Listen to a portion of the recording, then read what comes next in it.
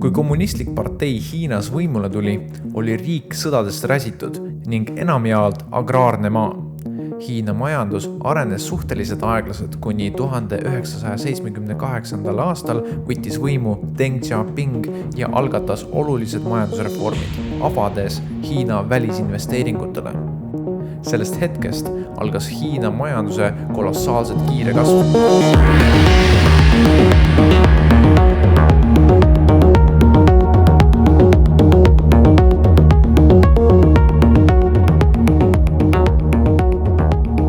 Väiksed linnad kasvasid meeletu kiirusega ja miljonid inimesed pääsesid vaesusest.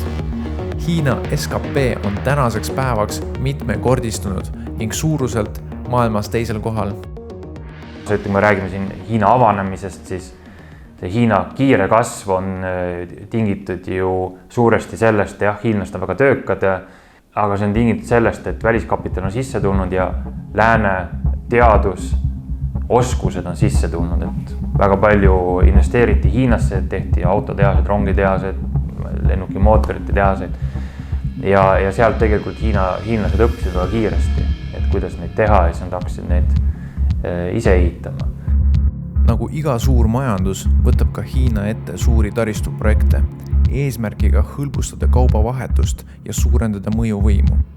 Hiina selliseks projektiks on Belt and Road Initiative. Hiina muutudes globaalseks vabrikuks, 40% kogu maailma tööstustoodangust ühel või teisel viisil on seotud Hiina päritolu komponentidega, siis selle jaoks on vaja, et oleks ka vajalikud ühendused, sest nendele turgudele tuleb jõuda nii lõpptoodangu kui ka komponentide turga. Nüüd Hiina kasvades ja oma võimsust kasvatades on avastanud, et tegelikult see ei meeldi eelkõige Ameerika Ühendriikidele, aga nüüd me teame, et ka natuke Euroopa Liidule, sest nüüd ja ka NATO-le. NATO on defineerinud Hiinat kui väljakutset nüüd lõpuks ometi esimest korda. Ja see tähendab, et Hiina vaatab nüüd sellises olukorras, kus tal on vaja seda maailma selleks, et majanduslikult areneda, sest ta on nii oluline komponent seal, aga ta on ka sõltuv sellest maailmast teistpidi. Siis ta nüüd näeb, et nende ühendustega on probleem. Nimelt on choke points ehk siis kõrikud, mis on meritsi liikuvale kaubale eluohtlikud. Loogika on proovida kontrollida neid kõrikuid, et vältida mereblokaadi kehtestamist. Ja see on see, mis on pannud nagu liikuma nüüd hiinlaste mõtte, aga katsuks mööda maismaad liikuda. Belt and Road Initiative on ülemaailmne infrastruktuuri arendamise strateegia, mille Hiina valitsus võttis vastu 2013. aastal, et investeerida peaaegu 70 riiki ja rahvusvahelistesse organisatsioonidesse. 世界舞台中央不断为人类做出更大贡献的时代。 Seda peetakse Hiina juhi Xi Jinping välispoliitika keskseks osaks. BRI on üks peamisi komponente Xi suure riigi diplomaatia strateegias, mis kutsub Hiinat võtma vastavalt oma kasvavale võimule ja staatusele suuremat juhi rolli globaalsetes küsimustes.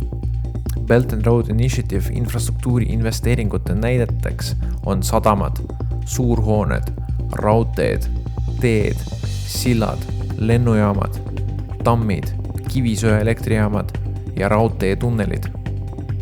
Kogu infrastruktuuri projekt on massiivne ning objekte on paljudes riikides. Kaardil näeme peamisi transpordi- ja majanduskoridore, mis on juba olemas või plaanitakse arendada. Need erinevad nägemused, just regionaalsed nägemused, näiteks Kesk-Aasias või Aafrikas, et läbi infrastruktuuri arendamise integreerida ka siis Kesk-Aasia või Lõuna-Aasia majandused Hiinaga, et selline visioon oli juba enne olemas tegelikult. Kõik need regionaalsed visioonid pandi kokku. Ja see oli selline üks suur globaalne nägemus, et nüüd integreerime kõik need turud Hiina majandusega, et nende jaoks on see tohutult oluline, kuna see on selline nagu ökosüsteemi ülesehitamine, kus on väga palju erinevaid elemente. Üks on see lihtsalt see infra või taristu arendamine, aga seal on ka teaduskoostöö, isiklikud suhted, nad väga palju rõhutavad seda, sest läbi selle tegelikult saab just seda pehmet jõudu arendada, et kedagi mõjutada. toetajad kiidavad PRI potentsiaali eest suurendada ülemaailmset SKT-d, eriti arengumaades. Samas on kritiseeritud inimõiguste rikkumisi ja keskkonnamõjusid, aga ka muret võlalõksu diplomaatia pärast, mis viib neokolonismi ja majandusliku imperialismini. Mis asi on pehme jõud ning kuidas see PRI puhul väljendub? Koos transpordikoridoriga hiinlased käsitlevad seda kui võimalust arendada majanduskoridori või majanduspiirkonda. Ja see on nüüd see koht, kus nemad näevad oma rolli veel täiendavad, sest sellega nad löövad veel mitu kärbest. Nad mitte ainult ei arenda kaubandust, vaid nad ka laiendavad oma mõju, sest nad osalevad investeeringutega projektides. Eks ole, sinna tehakse torujuhtmed, raudteed, kiirraudteed, sinna tehakse teed, sinna tehakse majanduskolded, piki trassi, kus hakatakse midagi tootma või energiat tootma ja nii edasi. Ja see on nüüd see koht, kus hiinlased muutuvad asendamatuks partneriks nendele asukohariikidele. Sest nad hakkavad sellest sõltuma, need on Hiina investeeringud. Hiinlased on need, kes seda ehitavad, hiinlased on need, kes seda ühel või teisel viisil seda majandavad või kontrollivad selle majandamist. Ja see on nüüd see koht, kus tasuks ka veel eraldi tähelepanu pöörata, et see ei ole ainult transpordipoliitiline küsimus. Nende investeeringuga tuleb kaasa selline hiinlaste poolne soov tasalülitada seda sihtriiki, see tähendab, et peab hakkama arvestama hiinlaste huvidega. Hiinlased võivad aeg-ajalt hakata ette heitma, et miks te näiteks selliseid otsuseid teete, mis just nagu kahjustavad hiinlaste huve. Hiinlased ju räägivad enda arengu huvidest, mis on hästi umbmäärane mõiste, aga sisuliselt see tähendab seda, et kui me oleme kokku leppinud, et me arendame kaubandussuhteid, siis sa pead mind austama. Austamine tähendab seda, et sa teed enam-vähem neid asju, mis minule meeldib või minule meelepärased ja sedasi ainult me saame ehitada üles pikaajaliselt stabiilsed suhted. Et seal tekib see tasalülitamise oht, et me just nagu ühel hetkel näiteks, kui me tahame Hiina tehnoloogiat riigist välja saada, me ei pruugi seda saada, sest Hiina hakkab survestama kohe, kui tal on liiga palju neid hoobasid näiteks läbi investeerimisprojektide, siis ta saab hakata venitama nende investeerimisprojektidega. Kaubandusvoogude puhul võib tekkida see oht, et eelisjärjekorras liiguvad ikkagi Hiina rongid, laevad, Hiina kaup ja alles siis tulevad kas siis teise riigi päritolu kaubad või siis teiste logistikaettevõtete kaubad. Näide Pakistani majanduskoridorist, kus hiinlastel on 29 projekti. Kogu koridori eesmärk on ühendada Hiina riik Hiina finantseeritud Pakistani sadama Kwadariga, maanteede, raudteede ja torujuhtmete infrastruktuuri kaudu. Hiljem on need kujundatud ümber nii nimetatud Hiina-Pakistani majanduskoridori osaks.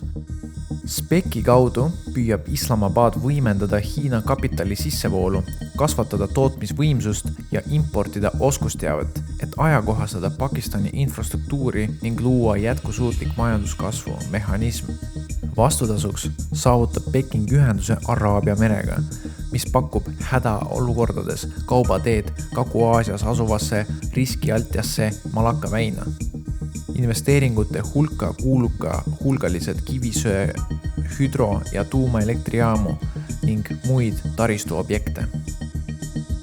Piirkonnad, regioonid niikuinii integreeruvad rohkem, kaupa liigub rohkem ja see pudelikaelad tuleb varem või hiljem ära lahendada ja võib-olla hakatakse, me näiteks räägime siin Pakistani transpordikoridorist, mis tundub iseenesest nagu meeletu ülesanne läbi kõrgmäestiku arendada mingisugust transpordikoridori Hiina Xinjiangi, mis on üks vaesemaid, mille tarbimis- ja tootmisvõimekus on muu Hiinaga võrreldes ikkagi sisuliselt olematu, välja arvatud gaasi- ja naftasektor. Et miks sinna on vaja siis sellist transpordikoridori rajada, aga samas kui me vaatame, et Hiina arendab seda kiirrongide võrgustikku enda Ida-Hiina jõukatest provintsidest kuni Xinjiangini välja, et ühel hetkel kõik see on nii integreeritud, hästi arendatud, et see võib-olla ei tundugi enam mõistusvastane kuskilt üle Hindukushi mägede, kus praegu on see maantee seal kuskil 5000 meetri kõrgusel talvel üldse läbitamatu, kuna lund sajab täis.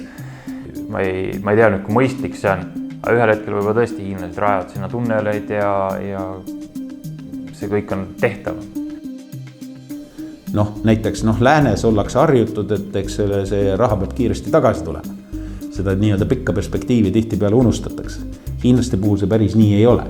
Ja hiinlased on võtnud väga palju asju ette, mis on pikema ajahorisondiga ja kus see teenivus ei ole alati väljendatav lähima 10 aasta Exceli tabelis parimal viisil, nagu meie tahame. Ja see on nüüd see koht, kus nendel on eelis. Ja üks selliseid näiteid on tegelikult Brii. Vaatame lähemalt mõningaid projekte, mis on saanud rohkem tähelepanu seoses Hiina mõju suurenemisega.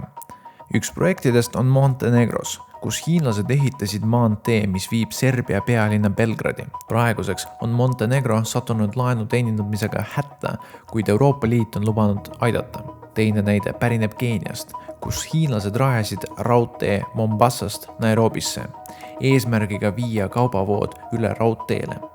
Aga tuli välja, et maanteed mööda on kaupa vedada odavam ning kohalikud logistikaettevõtted ei olnud nõus kallimat taristut kasutama, kuna Keenia riigil oli laen peal ning seda oli vaja hakata teenindama, sunniti logistikaettevõtted minema maismaalt raudteele. Samal ajal anti protsent Mombasa sadama opereerimisõigusest hiinlastele, sest laenu teenindamisega jäädi hätta. Sarnane olukord tekkis Sri Lankal, kus Hiina andis laenu sadama ehitamiseks, aga kuna riik ei suutnud laenu teenindada, siis renditi sadami Hiinale 99 aastaks. Aga miks hiinlastel seda vaja oli? Sellepärast oligi vaja, et oli Briid vaja kindlustada. Sellepärast, et Brii kontekstis on tegu sadamaga, mis jääb täpselt tee peale. Ehk siis, kui nad kulgevad Malakka väinast läbi ja jõuavad India ookeani oma kaupadega, siis järgmine punkt, loogiline punkt on Hindustani poolsaare tipus, Sri Lanka asuv. Ja see sadam on ideaalselt platseeritud ka kontrollimaks seda, mis toimub India poole peal. Aga India on põhiline strateegiline vastane Aasia teatril Hiinal. Ja ei ole mingi saladus. Nii et, ja Indial on ülisuur mõju ka Sri Lanka suhtes. Nii et see on täiesti tark, teadlik otsus võtta kontrolli alla sadam. Seal sadamas saavad nüüd tänu reeglitele, mis on, kuna see on Hiina all, saavad peatada Hiina sõjalaevad, saab neid teenindada, on tekkinud India ookeani Hiina baas, mida enne ei olnud. India ookeani piirimaal Djiboutis on 3500 meest on maismaabaas, aga merebaasi hiinlastel ei olnud, merebaasi kuskil seal. Nüüd nad said selle merebaasi enda kontrolli alla, otse oma peamise oponendi kõhu all ja samal ajal ka selle kaubandustee peal. Kui on vaja midagi kontrollida kaubandustee peal, kui on vaja seal tuua sisse sõjamerelaevastiku nõndanimetatud Blue Navy ehk siis ookeani laevastiku võimekust, mida hiinlastel alles praegu ehitatakse, siis sellisel juhul on see ideaalselt platseeritud. Ainult, et see teostub nähtavaks alles võib-olla 10 aastaga. Et see on seletus. Ja Sri Lanka ronis sinna sisse silmusesse ilma, et oleks sellest aru saada. Tänasel päeval on igale inimesele Euroopas, kaasa arvatud Eestis, hästi teada, mida tähendab sõltuvus taristust ja elutähtsa kauba saatmine ühest riigist teise. Jutt on muidugi maagaasi taristu võrgustikust ja maagaasist endast, mis tuleb Venemaalt. 10 aastad gaasivõrgustiku ja kaubandussuhete arendamist on loonud sõltuvuse, millega praegu rinda pistame. Maailmas on aga tõusmas uus rahvusvaheline võim, mis ehitab omi kaubandusvõrgustikke ja millega peab samuti hakkama arvestama. Tingimustes, kus Euroopa Liidu rohepöördeks on vaja hulgaliselt haruldasi toormaterjale ja juba praegu on suur osa Euroopa Liidust sõltuvuses metallidest ja varuosadest, mis tulevad Hiinast.